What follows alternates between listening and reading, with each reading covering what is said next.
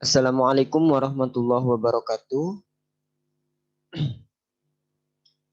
Kami dari kelompok 2 kelas Sistem Informasi kelas weekend dengan judul aplikasi Halo Ambulans, terdiri dari 4 orang. Yang pertama ada saya sendiri, Anton, kemudian rekan saya Sukma Yaji, Yusman Ali MKBS, dan Mbak Nurani Oktaviani. Baiklah, dari aplikasi Halo Ambulans terdapat latar belakang, manfaat, dan tujuan.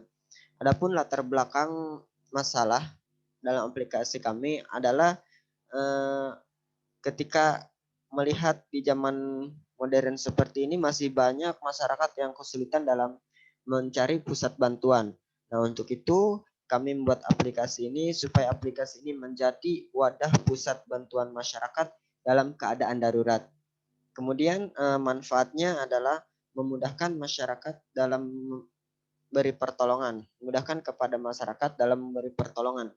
Sehingga ketika masyarakat dalam keadaan darurat, dimanapun posisinya bisa menghubungi kami melalui aplikasi Halo Ambulans. Sehingga nanti tujuan kami adalah segera melakukan interogasi ke pusat lokasi. Adapun tujuannya yaitu memberikan pelayanan kepada masyarakat, kemudian menyediakan informasi tentang layanan-layanan yang kami berikan kepada masyarakat. Vision board dari aplikasi Halo Ambulans, yang pertama target pengguna, kami menargetkan pengguna aplikasi kami dikhususkan untuk masyarakat yang sudah terbilang dewasa, karena ketika di aplikasinya itu melakukan register atau daftar, maka kami mengharuskan menggunakan nomor KTP. Nah, ini digunakan ditunjukkan untuk orang-orang yang sudah memiliki KTP saja, sedangkan untuk anak-anak kami tidak menyarankan. Namun jika mungkin karena disuruh orang tuanya, ya silahkan saja gitu. Namun tetap kami lakukan pengontrolan bahwa yang mendaftarnya adalah orang yang sudah memiliki KTP saja. Kemudian ada kebutuhan produk, ya.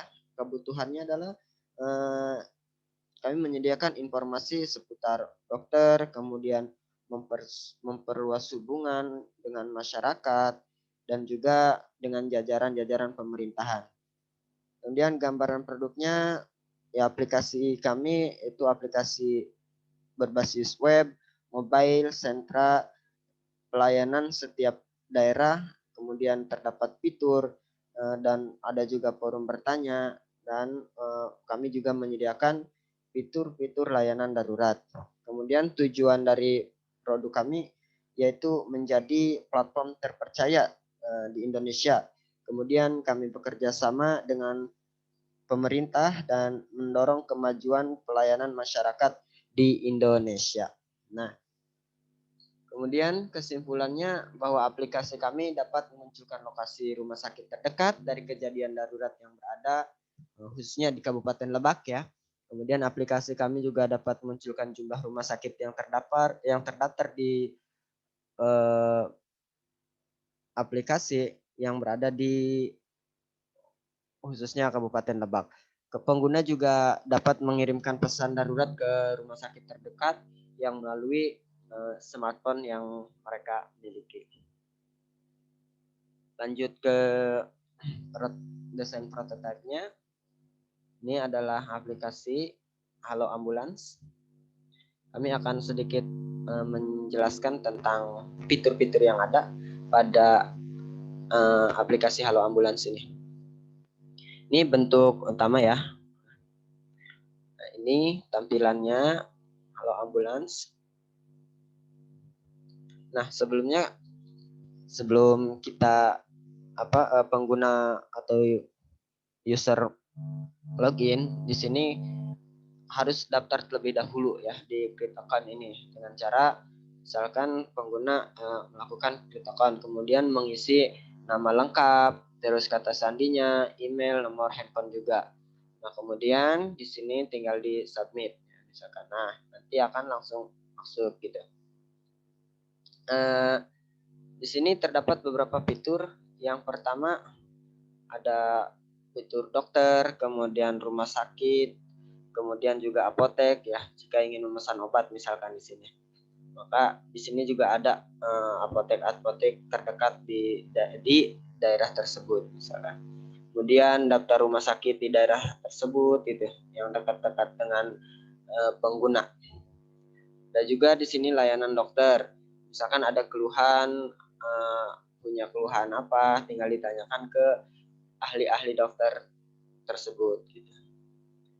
Nah, dan yang lebih penting di sini kami menyediakan layanan pemanggilan ambulan misalkan ya di sini. Nah, di sini kami